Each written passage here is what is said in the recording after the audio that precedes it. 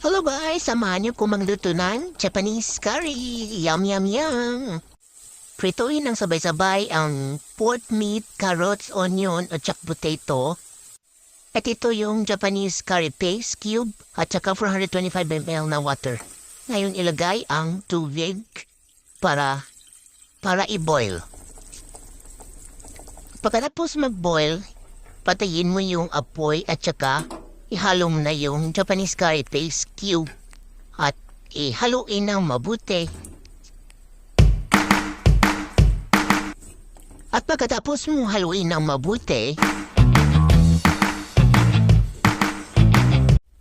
iwan mo yung apoy at i-boil mo hanggang malapot na siya or tiki na siya.